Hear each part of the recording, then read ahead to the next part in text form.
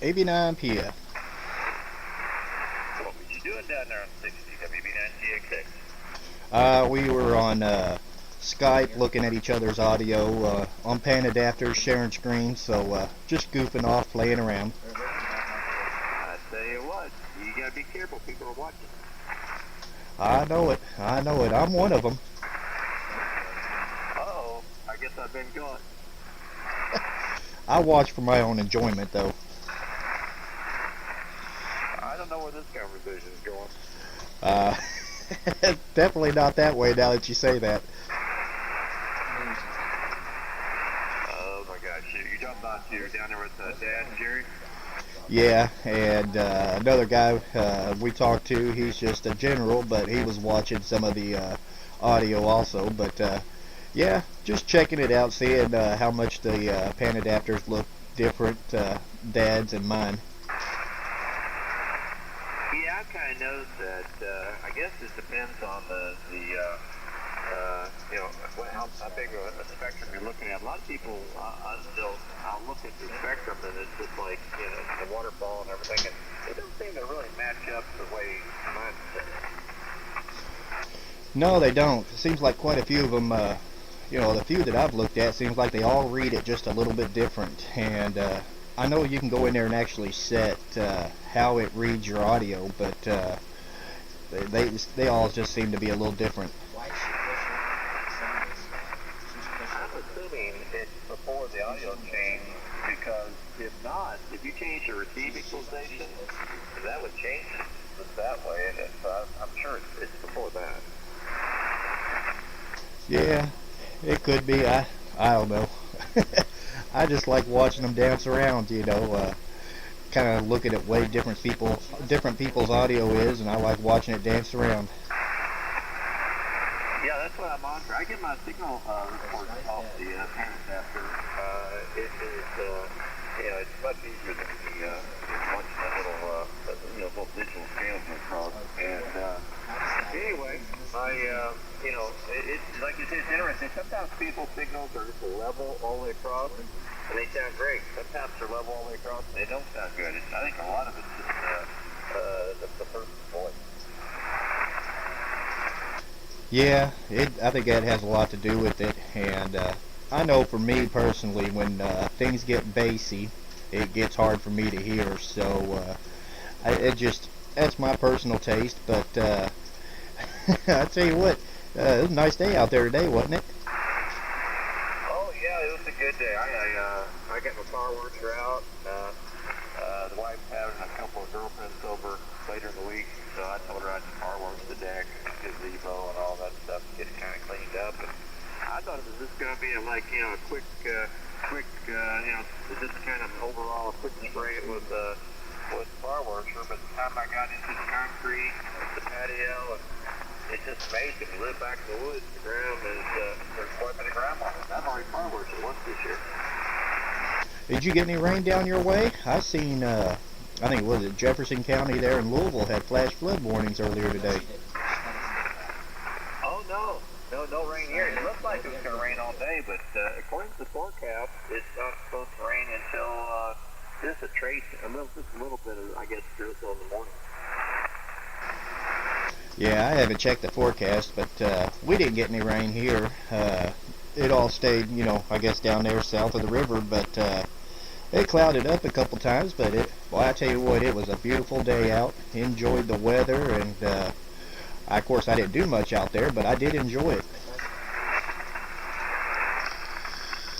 Yeah, it's actually, the wife and I, we sit on the back porch, and the deer will come up, and we can drink coffee in the morning. You know, like old people do, you have to sit around and drink coffee for a couple hours, but it's been too hot to sit out there until this morning, so it was kind of enjoyable. But no, yeah, like you say, I didn't know it rained south of the river.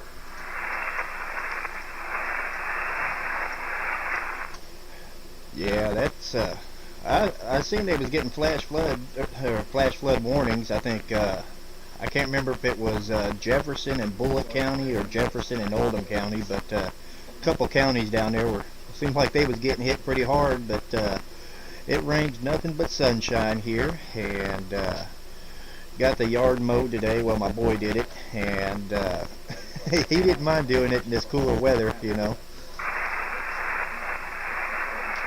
Well, now he's got a push mower, ride mower. What he's got going on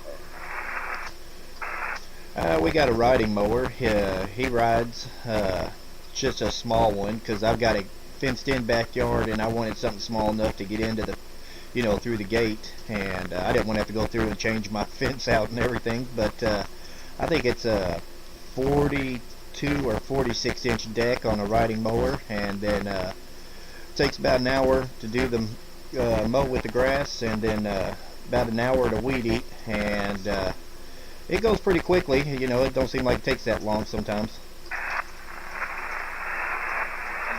Well, my daughter-in-law in New York, right across in New York, I love her to death, but she will not let, when the grandson was growing up, would not let him cut the grass. And it was just like, I could not believe it. And, you know, I don't think she allowed him to touch a lawnmower until he was 18. She was just terrified of him getting cut on a lawnmower. Yeah, well, you know, to a point I can understand that. My boy, he's 14. He's been using the riding mower here for 3 years, and you know, the first year I'd let him use the riding mower, and I'd watch him, you know, kind of walk with him while he was doing it, make sure he didn't get himself into trouble. And but he's got it down pat now. He knows all the danger spots in the yard, and what to stay away from. He knows just how far he can get, you know, to the edges and everything, and he hits everything else with a weed eater. I don't understand it. You know, I told her I was cutting grass when I was 8 years old. A big wheel horse with the exposed belts back then. They didn't have the belts, the clutch. You know, they had a horizontal shaft engine, and it was, I mean, you had belts, and the only way I could push down the clutch was to, you know, use my tippy toes on that thing. And, you know, I was cutting grass at 8. By the time I got to 9 or 10, I was cutting 2 or 3 to the neighborhood yards and making money. Oh yeah, I think it's different times too. It seems like you know, these generations now are a little more sheltered. But like I said, my boy's been doing it for 3 years. This is a second year in a row. Maybe it's a third, I can't remember. But he's been mowing people's yards, and you know, he uses everything from riding mowers, push mowers, weed eaters, and my daughter, she'll even get out there and mow every once in a while. And she's 11 now, getting ready to turn 12. But the only thing I ever worry about, and like when my boy first started mowing, was him getting too close to the highway and everything. So when he first started, I would mow, you know, first 3 or 4 strips there along the highway, and you know, let him take over after that. But he does good with it now. I don't have to worry about him. And my daughter, she's still learning the ropes, but she's catching on quickly. Sounds like you're doing it right. I forgot. You're right. Actually, your yard goes right up on 150. Now, that's a whole different situation there. I guess the safest thing to do is to cut. I guess you cut westbound so you can look into the traffic. Yeah, pretty much. We got a mulching deck on our mower, so it doesn't matter which way we're going as far as it blowing the grass or anything. But we got that mulching deck, so we can go either direction, but I always try to get them to go towards the traffic and everything. And then right where our driveway, we got about a 10-foot space between the one edge of our driveway and the road, and we got a gully that runs right through there. It's probably about 2 feet deep, but got sloped sides on it, too much for a mower, so we have to weed eat that. And I tell him, you know, weed eat it, you know, facing the traffic when he's going down through there, because you never know when, you know, somebody might not be paying attention, and you know, you may not be able to jump out of the way quick enough, but at least, you know, you got a chance. Yeah, AB9GXX. AB9PF. The other thing I'd be more worried about than the mower deck, I mean, other than what you just mentioned, is the weed eating. I think if I had a kid who was weed eating, I'd have him have safety glasses on and probably one of those kind of like one of those helmets with the screen shield in the front. I use it because those things throw rocks, and it just would be terrible for something like that they'd be throwing into a kid's eye. I would probably buy one of those. They got them now where it's like, they got the earmuff built in, and then you got the screen that flips down, and I can't tell you how many times that if I didn't have that screen in front of me, I don't think the safety goggles would have protected me. Oh, I know it. I tell you what, I've been out there weed eating, and I don't wear glasses. I mean, I'll wear sunglasses out there, but I've hit a little piece of gravel, and it'll bounce up, either ricochet off something or just come straight up. And man, I tell you what, I've had him draw blood before, but my boy, he wears glasses, so he's kind of covered in that. Not a whole lot, but I try to get him to wear pants, when he's weed eating. I thought, man, that's going to save your legs and everything, but he will not do it. He likes to wear them shorts, and one of these days he's going to come in there with a pretty good cut, from a rock hitting his shin or something. Yeah, I would probably, I wear pants. I don't know. I guess it depends on the weed eater and the technique, but since I'm down to one eye, I got one eye that's only useful, and it's, I tend to protect it. I had an uncle that he was wearing safety glasses, and he had a piece of metal slot, and the safety glasses didn't protect him. He got behind, it actually made things worse, and it bounced inside the glass and took out one of his eyes, the shards of metal. So I've always thought about that. So just wear the helmet with the shield and so on. So I think if I had a kid, I'd get one of those. But anyway, that's my 2 cents.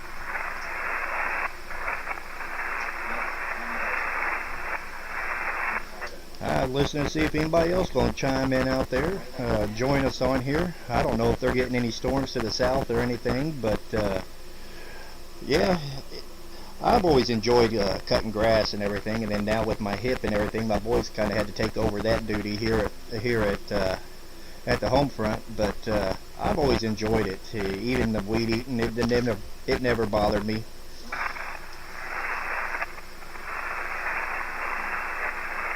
Well, I live on 10 acres, and I probably have, I always try to count it up, it's probably about 2.5 acres of grass that I just have to cut, but I probably, the time I cut, deal with the weed eater along the driveway and over the hillsides and stuff. I don't have no goats like you. I don't know if you still have goats or not. I don't think you do right now, but I probably have a half acre to an acre that I literally just had to cut with the weed eater. Oh yeah, that can make it rough. Right behind my garage, I've got a natural spring that comes out, and it's all hillside going down to that spring, and of course it runs up the side of my garage here, and right when it gets to 150, it turns right and follows up 150 for about 30 yards, kind of goes underneath my driveway and before it crosses underneath the highway there. But where that spring comes out, it's so hilly, it used to take me 45 minutes to an hour just to weed eat that, and it's not a very big area. I got so tired of weed eating it that I ended up fencing it in, getting me a couple goats, and now I haven't had to worry about it for the last 4 or 5 years. So you still have goats? I remember you had them, but do you have them right now? Yeah, I still have one. One of them passed away. She slipped on a wet rock and broke her neck, I guess. But we still got one, and she keeps everything clean. Wow. I had in the neighborhood, I couldn't believe it. We had a UPS pilot, a lady pilot, and she fenced in her backyard, and she had 2 goats. And I'm thinking, this is not exactly the kind of neighborhood that you have goats. And those things, and it just all the whatever they do. And of course, it's far enough away from me that I don't hear it. But there's a judge, one of the judges, a retired judge, I guess, lives next door to her, and it's like You know, you've got all the money in the world. Why do you have goats in your backyard? Yeah, I know it. I'll tell you what, those goats are pretty neat. Every once in a while, I'll take it out of that enclosure that we got for it, and I'll stick it in the backyard. And first thing it'll do is it'll go for the Rose of Sharon bushes, which I don't like those things anyways. I tried killing them, and they keep coming back. But so it goes for those, and then after it's done having its way with the Rose of Sharon bushes, it will go around the perimeter of the fence and eat all the weeds and grass off the perimeter. And that's just the nature of the goats, and they'll eat all the weeds before they start on any of the grass. How about that? Well, I'm too old to have any animals, but you know, I think we've had this discussion before. My wife would like to have like a couple of donkeys, and it's like, oh my gosh, you know, donkeys, goats, chickens, but you know, I'm done with animals. I love animals, but just too much work. Yeah, we got the one goat, one dog, and one cat, and of course, if you ask my wife, she'll say me also. I was wondering, I was going to say that. Yeah, it's it's something else. So I tell you what, we got this dog. You know, he's a pit bull. He, you know, kind of get a bad rap, but he's my daughter's. Grew up with my daughter. We got him when he was a year, or when she was a year old, and they grew up together. But he acts all big and bad until that cat comes walking around. All she's got to do is hiss at him, and he tucks tail and runs. Yeah, and then some. I've never seen this, Sean. I guess it's early in the evening. You're 40 over. Yeah, me and Dad were trying to. We was on 3660. He told me to go down 3660, and he wanted to see his audio. So I went down there, and he hollered. I didn't hear him, and turns out we were mismatched on frequencies. But he was coming in 25 over on me. So yeah, it seems to be pretty good. We thought the band was completely dead though at first. Yeah, it's pretty noisy. I flip back over on the. I've got a beverage that runs along my driveway. It's 360 feet long, and its average is about 6 to 8 feet above the ground. And you know, I can really cut out quite a bit of noise. But you're still, even on that, you're pushing 25, 30 over, and you're 40 over on the inverter V. But I get rid of about 3 S units of noise when I flip to that. So when we talked like last night, that night we was talking to David down Louisiana, David, when he was in the Mobile. That's the only way I can really copy him was on that beverage. Huh, that's pretty wild. Yeah, I was watching there. You was hitting me 30 over. So band seems to be pretty good. Well, Chip won't be in here. He's I mean, you may remember he said he's going camping for the weekend. Al might be in here, and maybe David's down in Gatlinburg, and you know, with his Mobile. You know, he's got 500 watts in the Mobile. That thing just does really well. Yeah, that I guess if he can get on top of that mountain, he needs to go up there to Newfound Gap there, and he'll be worldwide with them 500 watts up there.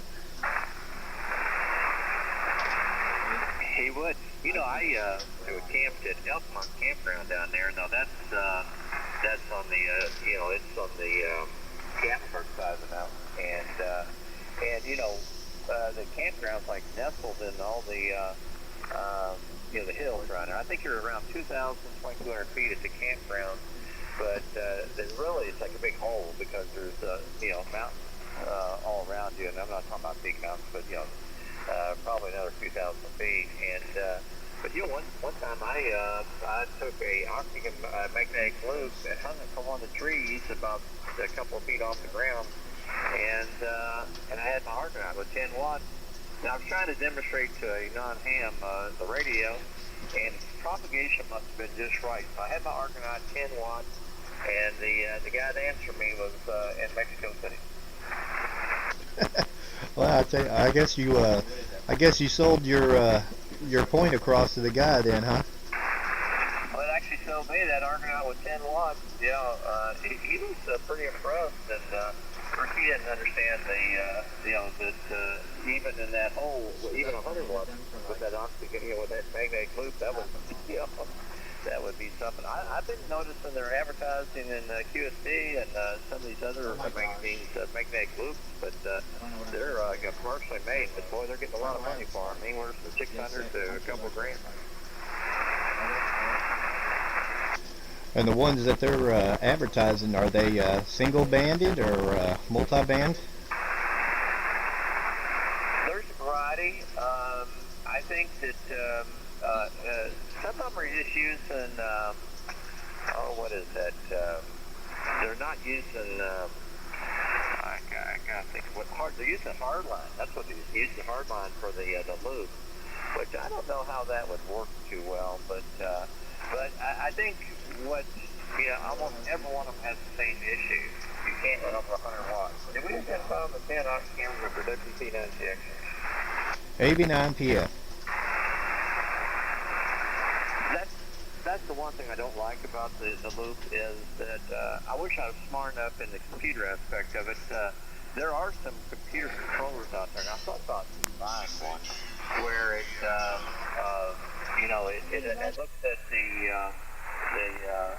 standing wave, the frequency, and all that, and then it has a, you know, the computer tells the capacitor which way to tune. And you know, what I've got is this motor-driven, you know, capacitor, and then I just have to look on the radio or whatever I got set up to, you know, to find the resonant frequency. But a lot of those ones that you could commercially buy, they've already got the tuning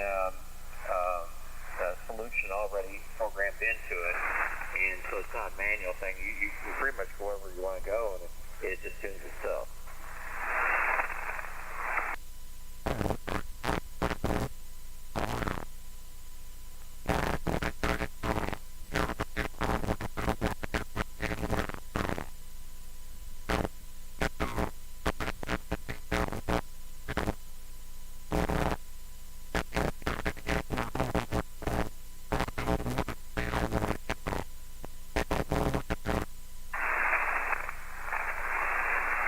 Got the spare time, it's easy, and I'd be more than happy to send you plans for the more, you know, the complicated ones. But the very first one I built, it was square. And I just built, you know, I just went and got some copper tubing. I got the, you know, 3/4 copper, and just 4 elbows, put it together, and you know, and I didn't have a capacitor. You just take a piece of coax. And instead of, there's a calculator, and you can take RGH, and you split it on one end, and on the other end, you know, if you have the right number of inches, since there's so much, there's a certain number of picofarad for each inch of coax you've got, and so for like on 20 meters, with about 10 inches of RGH, you can sit there and tweak it. You can actually tune it with the capacitance of that coax. So the only thing is, you can only run about 20-25 watts through that. Trust me, if you go any further, you might have to call the fire department. Yeah, start melting some stuff, huh? Just to play with one would be fun, you know, and you know, even running, you know, just that little power, it'd still be fun to see where you could get out to, and who you could make contact with. And how much power was you running when you made contact with Bill? I was running 100 watts, but I was using a Russian-made capacitor, and they're a little pricey. They're like $150 when you buy one from Russia. Hello, Jim. How you doing? I heard you in there. I didn't know if you could hear me over top of that loud rascal down there or not. I was afraid to key up. I was afraid he's going to drop the hammer on me. It's very possible. Me and Ricky been trying to quick key so we wouldn't let anybody in. Isn't that right, Ricky? Well, sure. I can't believe he slid in there. Well, you can't win them all. No, you got the advantage of distance on me on that one. Hello, Dad. Hello. thought that might work against me because my God, a little bit ago I was getting 30 on you. Yeah, you're coming in good here. I think it's picking up from when we tested earlier. Tell you what, I'm going to step across the hall here real quick, so I'll be right back. AB9PF. Come on back. All right, we'll pick it up with Mr. Mike, AB9NA. How you doing there, Mike? I'm doing real good. Like Ricky said, it was a beautiful day. Did you get outside? No, not much at all. I let the dogs out a few times and stood on the deck with them and watched them. But that's about. I did go to Thornton's one time. That was it. I was a homebody today. I stayed in. Well, that's all right too. I got my power washer out, and I was telling Ricky I was power washed some of the decks, some of the concrete patio, and I was just going to do one of those quick 20-30-minute things, and it ended up being several hours. So it wasted a little more grinding than I thought. It was a good day for it. It didn't seem like it was real hot to me. It was pretty nice, wasn't it? Yeah, I think tomorrow's supposed to be the best day of the week. I think there's a slight chance of rain in the morning, but I think tomorrow's high is only going to be 77, so that'll feel even better than the day. Yeah, I was seeing that. I think maybe I might cut grass tomorrow. I'm going to have to do it sooner or later. It could wait a few more days, but looking at the weather forecast, I might just go ahead and do it tomorrow. Well, I haven't cut grass that my mother's are here. She told me she didn't want me to cut her grass. She's afraid it'll burn up, and I figured, well, she's 91 years old. She probably knows what she's talking about. So I've just been letting it grow a little bit. It's not really that high. And it's, I don't know when I think the next chance for rain is, what is it, Tuesday? I think we have a 65% chance, but that's no guarantee. Yeah, it's going to be spotty like it has been. So we was down there playing, Ricky was telling you, I'm sure, looking at everybody's audio, and I tell you what, yours looks better than anybody's. Oh, now you're blowing smoke up my shirt. No, it really does. You got such good balance on that thing. Well, I guess. I really don't know. You know, it's like, I'm not, it's like, I have no idea. If you say it's good, that's all I can go by. I can record people, play it back, but there's nobody on here really that can, not too many people that can do the recording, but I don't know. If you say it's good, I'll just go with that. Boy, it is. This SDR I got 10, that's what how I got my pan adapter on this 590, because it don't have one, but it has a DRV in the back where I can put that SDR Uno RSP1A on it. And I got it working, and I can look at the passband audio, and that's what I do. And I blow it up, and you can really see everybody's peaks and everything. And almost everybody on here looks really good on it, but yours even looks just that little bit better. You got just a little more balance, it seems like, than everybody else, and this sounds real good. So you always tell me how good mine is, so I thought I'd return the compliment. Well, I appreciate that. You actually, I think a lot of it's your voice, and it really just, it's just a good radio voice. Well, I tell you what, I left last night, and then I came back, and you and Ricky were talking, and I listened to about the last 20 minutes of your all's conversation, and I was enjoying listening to y'all. You both sounded good and had big signals. I never even said nothing. I was kind of water gating, so I have to admit that, but you two was both sounding good, so I just sat here and listened and enjoyed it. Yep. What Ricky and I was talking about, people listening in. WB9GXX reporting. AB9NA.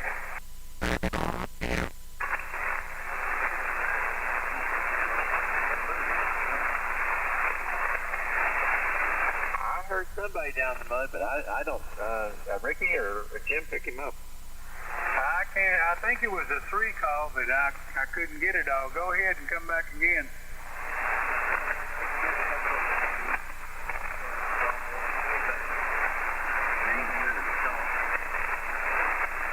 Okay, Victor Echo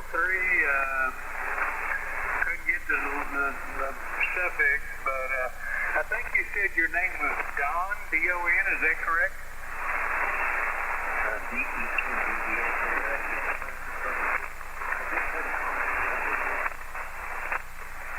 Well, I have to apologize. I'm getting you a decent signal on you, but I've got some terrible steady crashes. I don't know, maybe Ricky, he's got quiet down there sometimes. Can you hear him, Ricky?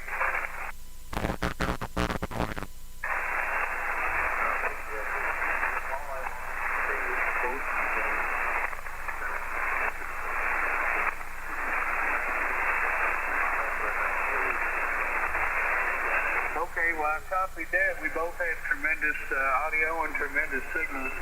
And I copied the VE3. Let's see if I can get the suffix out there. It's Victor Echo 3. And what was the suffix again? Delta.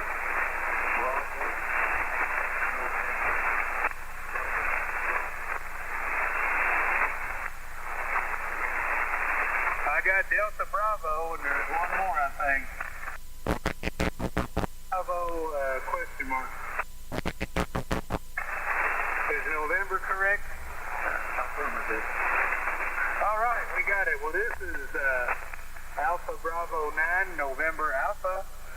And my name is Jim, Juliet India Mike. And I'm on here with Mike and Ricky. And we're all here in southern Indiana. So you sound good from up in Canada. You're doing good. We got some terrible steady crashes down here. It's just making it rough.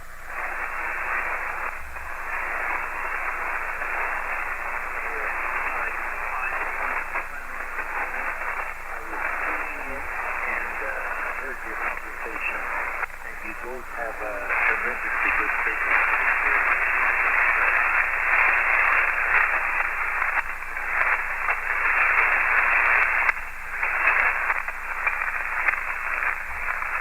Well, thank you. You sound real good too, what I can hear between the crashes. And I think maybe we've worked before.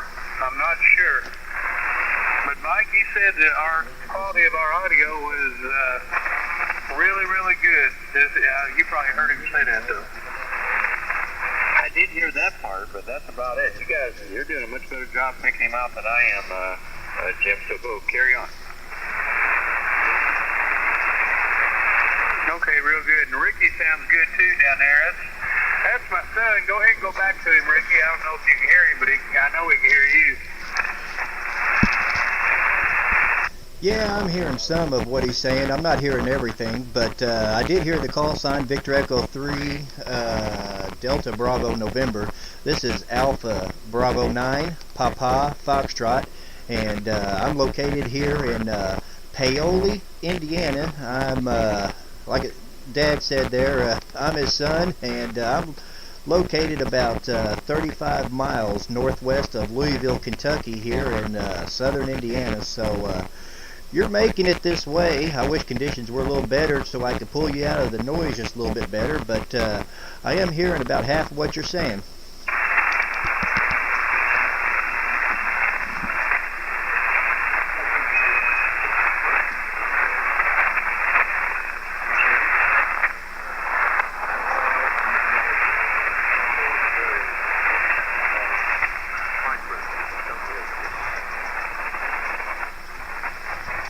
I missed that part, Dad. I don't know if you heard any of it.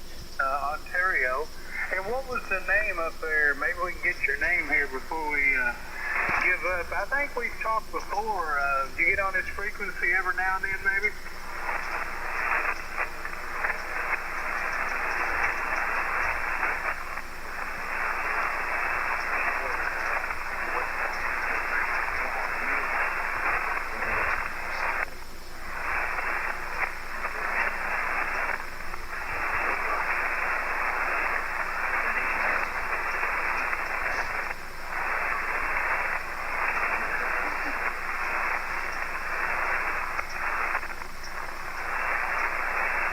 Okay, Donald, I got it that time.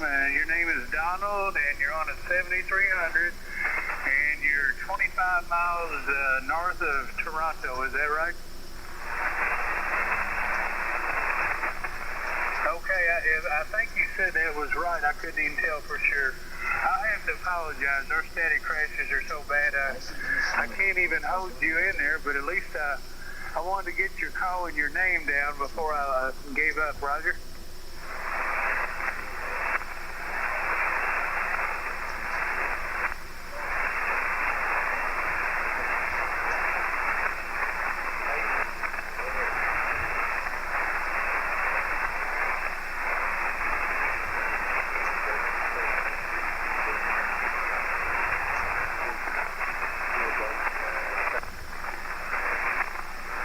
Roger, on the sloper, we're all running from 800 to legal limit on down here, all three of us. So I don't know if you're running just a radio. If so, maybe that's why we're having a little trouble. And it's extremely noisy down here. Sometimes I've got 20 over static crashes, so it's a little difficult.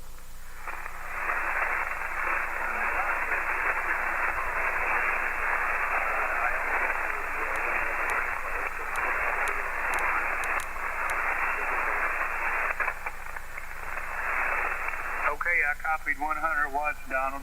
Well, it's nice to hear you, and I apologize I can't hear you no more than I can. So I want to wish 7 threes to you, and maybe another night when it ain't so noisy. You got plenty of signal to get down here. It's just a daggone 15 to 20 over static crashers are wiping you out. So nice to meet you if we haven't talked before, but I believe we have. Anyway, this is Jim in Southern Indiana. Alpha Bravo 9, November Alpha, and until we do it again, you have a good evening up that way.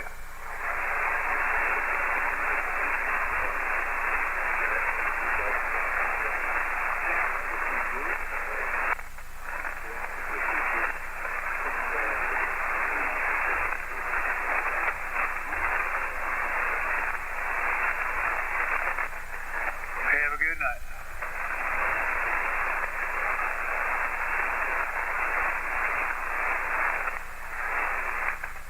At least we got his call and name out of there.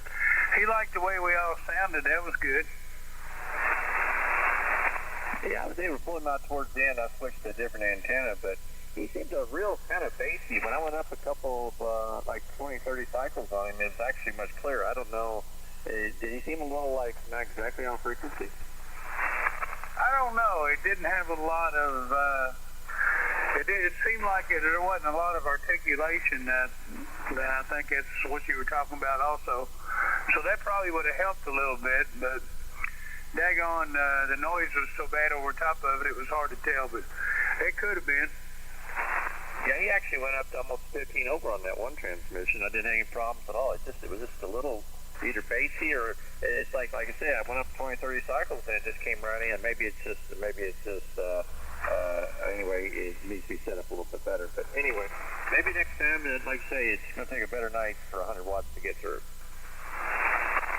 I believe so. Well, I'm glad I can hear it. Makes me feel good about my old Kenwood anyway. Oh, you guys did good. I was guessing at about half of it though.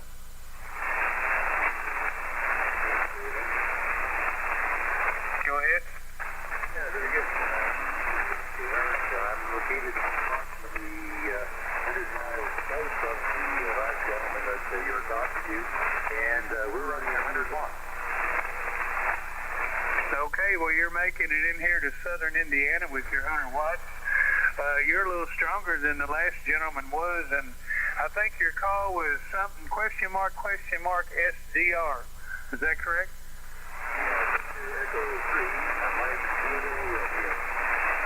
No, I was way off.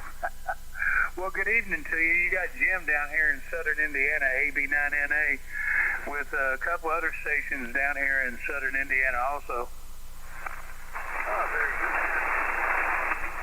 Southern Indiana, right? Yeah, we were seeing some of those far away. Yeah, roger that. And what was the name on that end again? Okay, Mike, very good. Yeah, you're coming in about 10 to 15 over, and I've got about 15 to 20 over static crashes. So when the static crash don't wipe you out, you're sounding good. And Mike, go ahead and pick up Mike if you got him. I bet you got him. Oh yeah, VE3MKR. Here's Whiskey Bravo Niner Golf X-Ray X-Ray WB9GXX. Name is Mike. I'm only a few miles from Jim there, and you're a little bit stronger even with than the last station. Back to you. Here, we got the Collins 75S from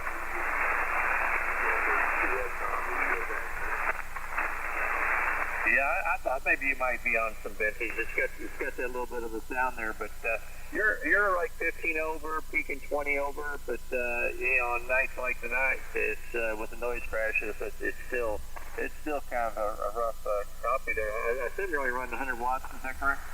Yeah, that is correct. We're totally barefoot. I do have the RF amplifier for as well, the L1 column. But to run the extension ports downstairs, upstairs, that thing, I can wait for a while. Oh, I understand that. It's amazing you're as strong as you are. Now, what kind of antenna are you running? I'm just running a dipole, the DX2C from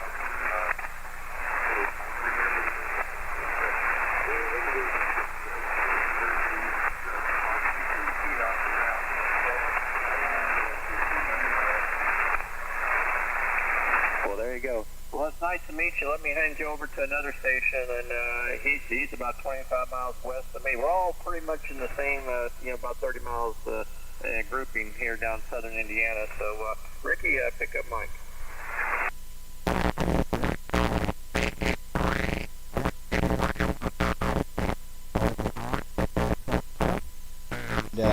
Name is Ricky, Romeo India Charlie Kilo Yankee, located in Paoli, Indiana. Like Mike was just telling you, I'm about 25 to 30 miles west, northwest of their location.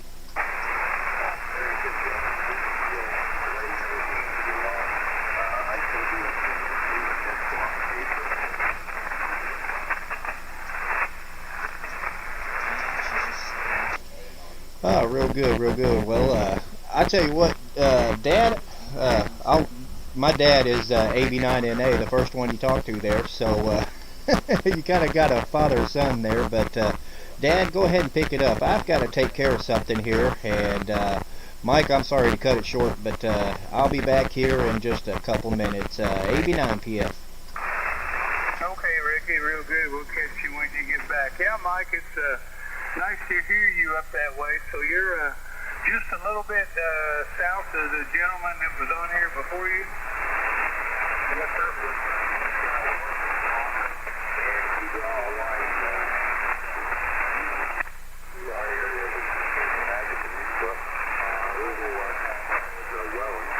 And we're looking at 14 miles to the southwest of Niagara Falls.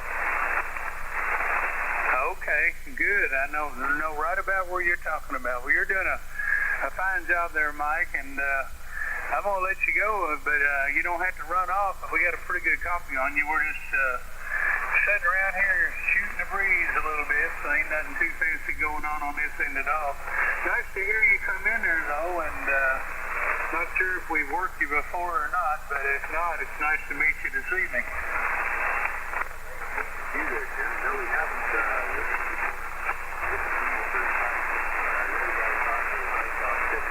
I have one of those on the shelf along with this AB9NA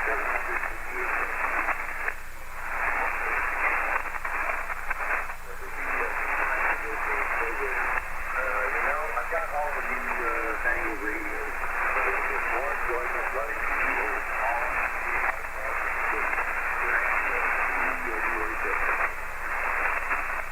Oh yeah, when you're using them, you're not an appliance radio operator no more. I mean, there's just something about them old rigs that are really special. I used to have a real nice 830, and I got rid of it, and I wish I'd have kept it. You know, it did a really good job, and it was just fun to play with, and it just had kind of a warm glow all the time, and I kind of miss that thing. And like I said, I really wish I'd have kept it, but I didn't. Yeah.